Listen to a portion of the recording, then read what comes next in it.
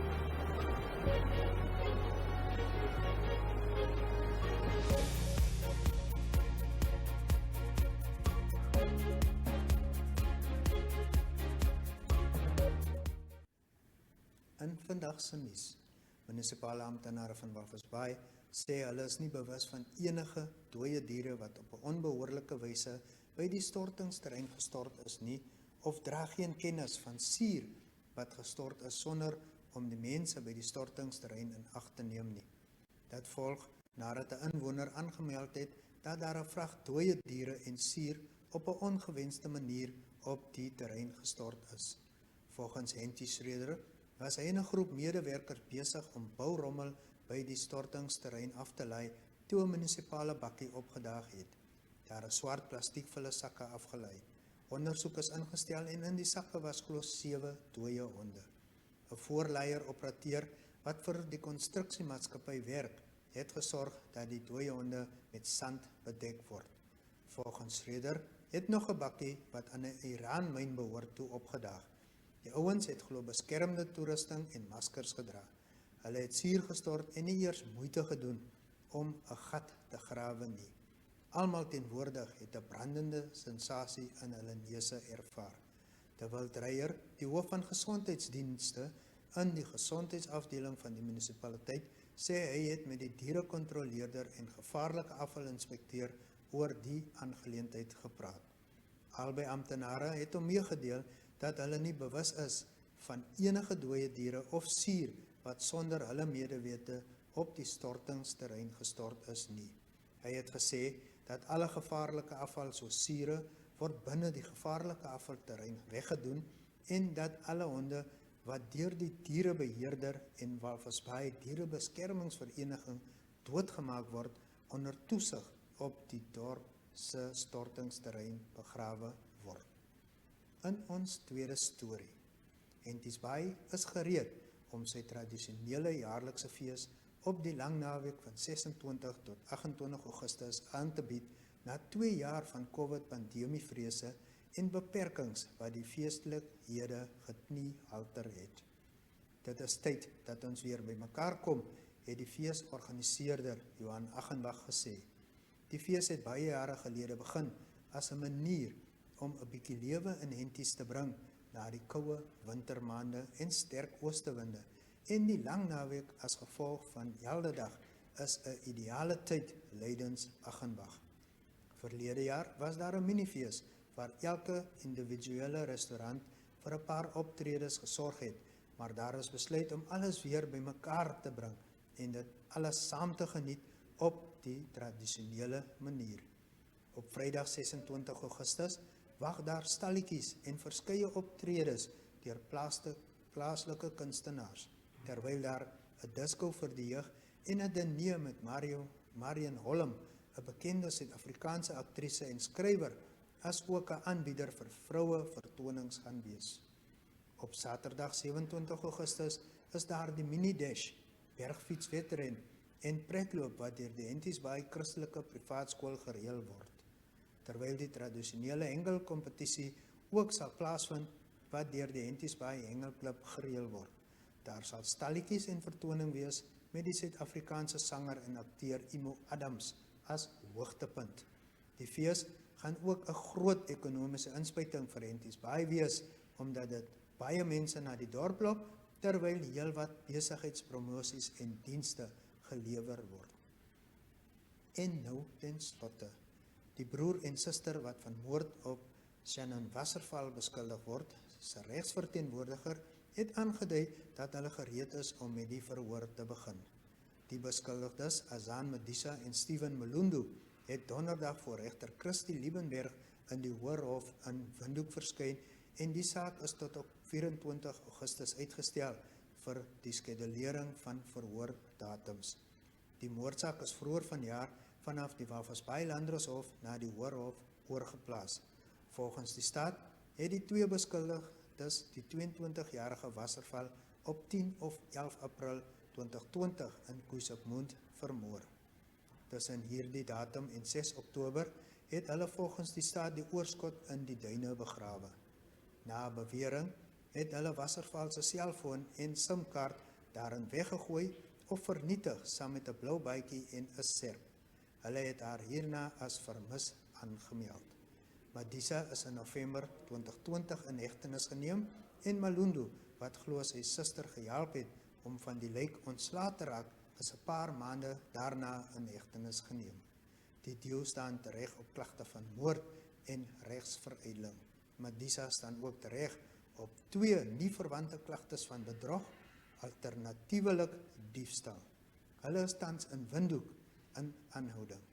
Gaan besoek gerus ons webwerf www.erongo.com.na of ons Facebook bladsy vir meer nuus uit die streek.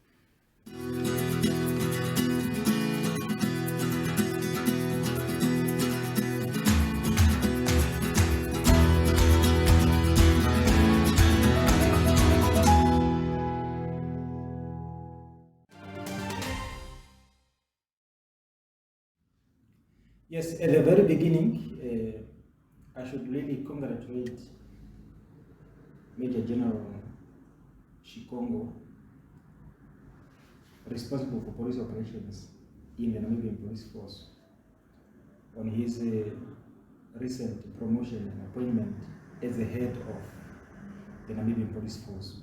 At the same time, also extend thanks to our outgoing Inspector General of Police, Lieutenant General Letunga, and wish him well in his new or future endeavors.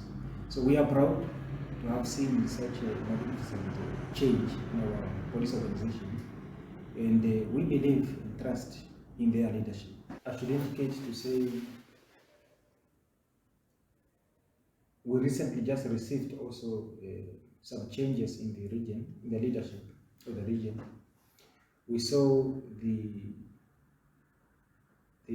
former regional commander deployed to Angola to represent the country there and discharge some national duties in the Republic of Angola, and he was replaced by Commissioner Kupembona, who was recently promoted, transferred and appointed as a regional commander with effect from the 1st of June 2022.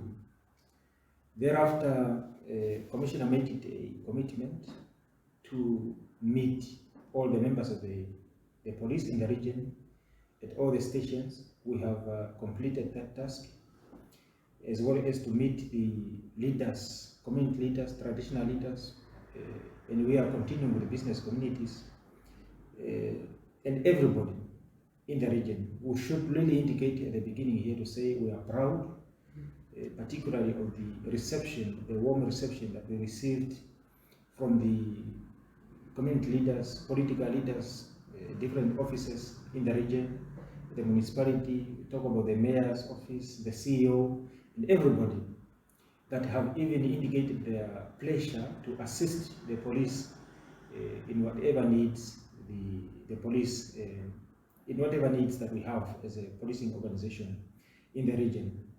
That is something that we really need to comment, and we urge our leaders to continue providing that service. And I was even proud that one of the municipalities, the mayors indicated to say our police force and our police force, you know, statements of such nature are so pleasing to note that people have taken ownership of policing, and policing is becoming a public good. And it is a public good, and we should own it so that we can be able to advise and advance all issues related to safety and take ownership of our policing organization as communities. That's what we're striving to achieve. Yes, there has been issues of stock theft in the region, and we should indicate to say we have prioritized stock theft operations targeting stock theft, especially in areas of Chimingo, Machete, Okombahe, Omaruru, Yusakos, Tubuses. You know, I like to indicate and say, imagine a person who bought maybe 4 of his stocks. In a blink of an eye, those stocks are stolen, and somebody will kill them. You only find, you know, the blood stain or whatever you find. So heartless, and it's very disturbing. You know, it's very saddening to have acquired whatever your resources, and somebody will just come and take, go and sell. One will take in exchange of a bottle of beer. One will take in exchange of money. One will take to go and sell to the local meat market. It's very disturbing. And not only that, when you speak about stock theft, we are talking about the economy of the country, because the farmers contribute significantly to the economy of the country. But we continue to remind the farmers to say, when you recruit people, ensure that you recruit people of high integrity, you monitor them, you check them, you do a background check, you visit your farms regularly, you count your stocks, you make sure that you keep an eye on your stocks. But those that are going to commit crimes, they should also remember that we have intensified our operations, and we are going to arrest them, and they should be prosecuted. What we are going to do is to defend against the issues of, granting of bail to these particular suspects. We have robberies that were reported in the region. Sometimes people are being attacked when they carry certain amount of money to the banks. And we are still saying, if you are going to the bank, why can't you take little precautions and say, you take a vehicle, you jump in the vehicle, you get to the bank safely. Sometimes people are suspecting, internal participations of people that knows about the resources, about the money, and so forth. But we are continuously advising members of the public, your safety should start with yourself. When you are to carry a large amount of money, please ensure that you also take precautions. Jump in a vehicle, don't ride on a bicycle, with money. Don't food with money. You are then attracting, the criminals. And crime takes place under 3 conditions. 1, there should be a conducive environment to commit a crime. There is a motivated offender, yes. Lack of unemployment and other issues motivates people to come and commit crimes. And then there is a conducive environment. When you make it easier for people to come and commit crime, people will come and do that. And then the victim need also to be very, very conscious. Vulnerable victims, we should avoid those sort of conditions. Then you can prevent crime in its totality. What was disturbing also last week, from the end of the last weekend, is rapes targeting women and even kids. In one case, a woman was robbed of her $10 Namibia dollars, 10 Namibia dollars, and then she was pushed against the wall. Then people take up a knife and had sexual intercourse with her. You took $10 from the woman. Maybe it's now disturbing for you to get only a $10, you wanted more.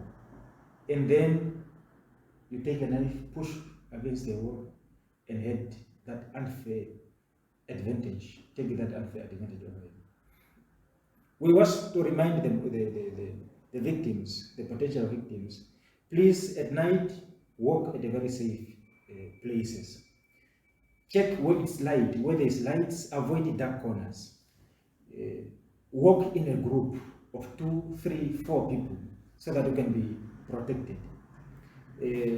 Avoid issues of, going to the entertainment places and then when you come back from there, you are alone and all those issues. But if there's anybody who has information in that particular case where a person was robbed, was raped in the street, and then the suspects are nowhere to be found, please provide that information to the police so that we can investigate it and arrest them. It needs to stop. It really needs to stop. It just has to stop, In particular to the case of the girl that you also mentioned that was also raped last week, sir. What can you possibly do in such a case, or what would you advise parents to do? I mean, she was taken by a friend of the family. What would you advise? It has just become unfortunate that even people who are supposed to be protecting the children are becoming vultures of these kids, and they are hunting them. A vulture, you know a vulture? Yes. Not only sometimes people that are close family relatives, sometimes even the family members, the father of the child, the uncles, are reportedly taking advantage of these kids. We do not know, maybe traditional beliefs, or it's sort of madness that is in people's heads. I don't know what is going on. But what we need to remind the parents, especially the mothers, is that you have a duty to look after your child. Whatever happened to that kid at this age remains with that particular person. And this is why sometimes I do not even share reports of kids being raped, because it has a very long-term effect on the lives of that person, in the future of that person. When you reflect back, that memory will never be erased. It is a bad memory. You want to keep the good memory, but that one is a bad memory.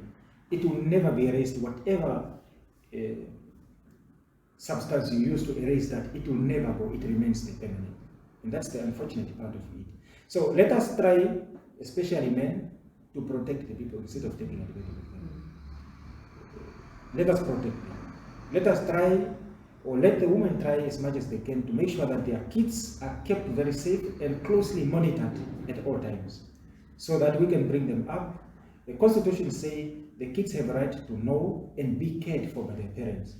Means, as a parent, your kids must know you, but you should also care. And the care means taking precautions, safety measures at all places, at all material times, towards this kid as the kid is growing up. That's the constitutional obligation.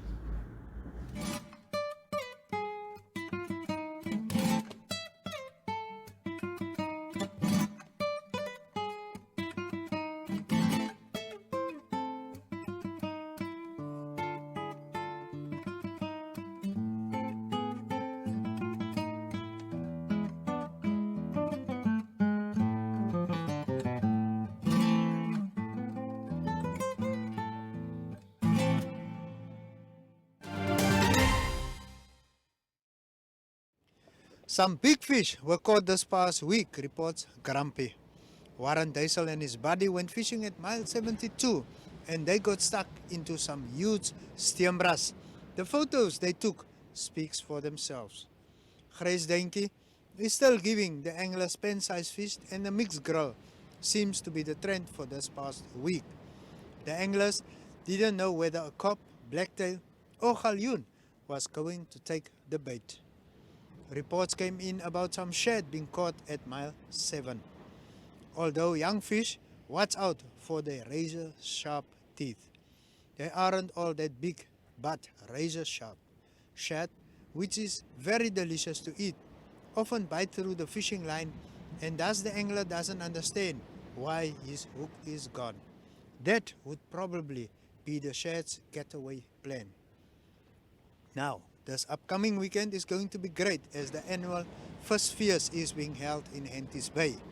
Huge prizes can be won. The heaviest fish will get you an amazing 20,000 Namibian dollars. There are many categories too, including biggest cop, steamras, galjoen, and blacktail. Game fish like shad or garrick catches can also win you some money. Even the biggest barbel will get you some cash. Tickets for the competition cost 150 Namibian dollars, and they are available at Bushwhackers Swakopmund and most leading tackle stores. Even for the unlucky anglers, entrance to the tent with loads of bands and singers is included in the ticket price. So go and enjoy it. The tides for Saturday's angling competition will be as follows, with a low tide at 9:25 a.m. and a high tide at 15:52 in the afternoon. Conditions will be chilly, but with some swell in the morning and getting less so in the afternoon. One can only wonder what and where the biggest fish will be caught. The guys targeting the bigger fish are still putting their money on octopus being their go-to bait. Make sure to soften the octopus leg and to take the skin off. This allows for more flavor to be released and hopefully attracts the attention of a hungry fish. The skiboat anglers are getting lots of fish from the boats, but it is mostly the pen-sized fish being pulled abroad. Summer is, however, around the corner, and the bigger fish will soon take the bait. The snook season is also about to happen. And with that, we've come to say tight lines.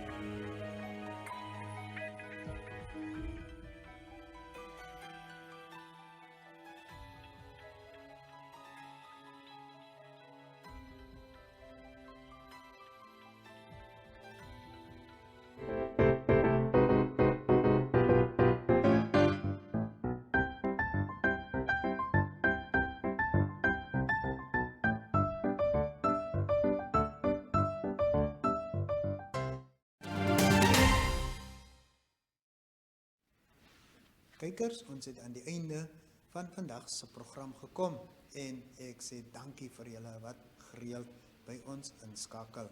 Onthou, ons is dageliks om 2 uur op DStv kanaal 285 en dan ook GoTV kanaal 94.